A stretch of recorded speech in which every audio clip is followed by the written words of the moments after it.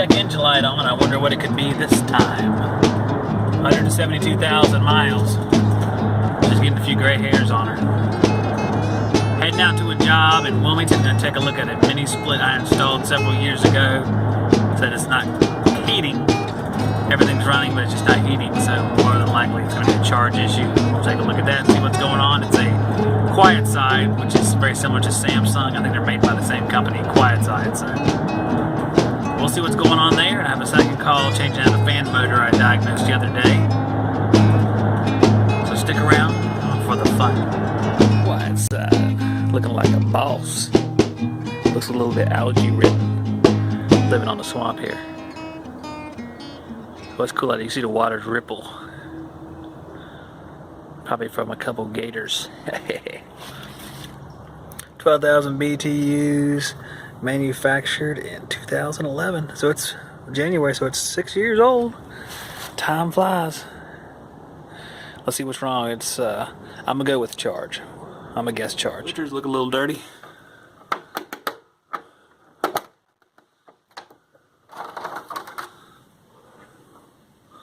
You can still see through them now. They need to be cleaned up. I'll take them downstairs. Hey, they match the carpet. Nice. That might be a factor. There's a puppy dog coming. Alright. Here's a nice blue coil. Yep, those filters are ripe. I'm going to start it up without them in there. Put it in cooling mode. I know it's kind of cool up here. Just see what kind of suction pressure we run outside. Alright guys, I have it set on Snowflake. See if I can go cold enough to get it to roll.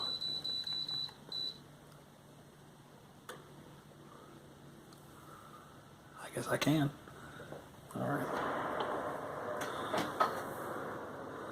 We'll see how it works here. It's going really low.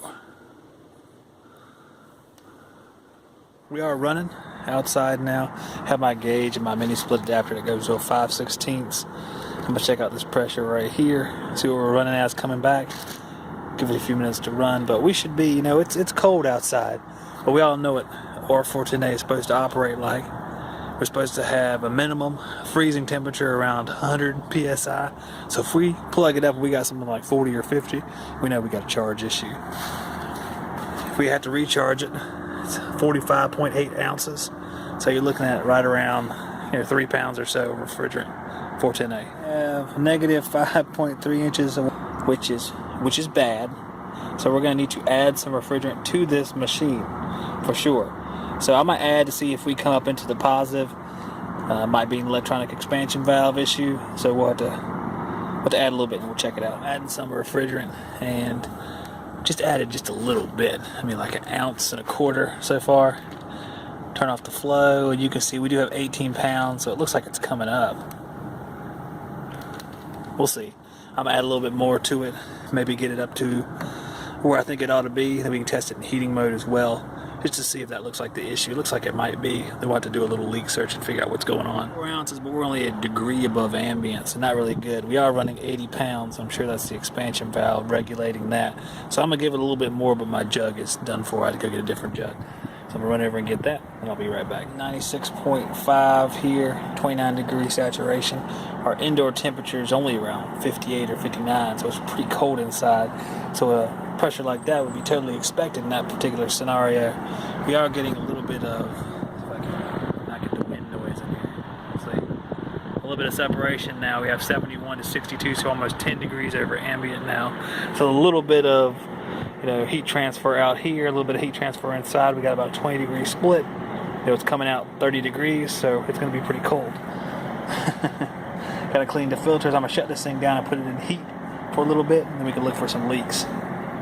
I'm looking at our, got to clear it out of the area.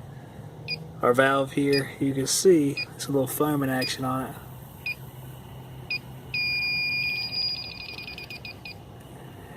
It went off as soon as I started loosening the cap off.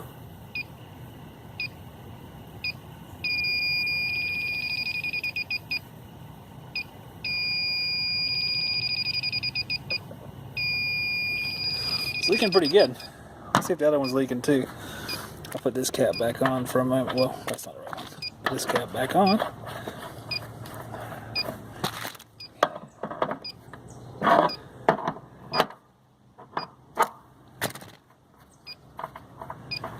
See how bad all these things are. I don't see any of that foam on that one.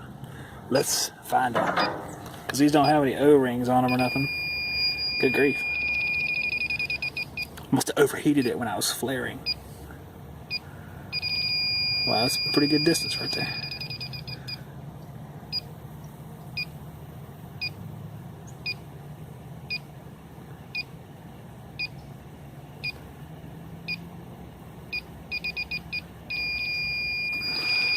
Alright, so those are both leakers. I'm going to scan the evaporator real quick too.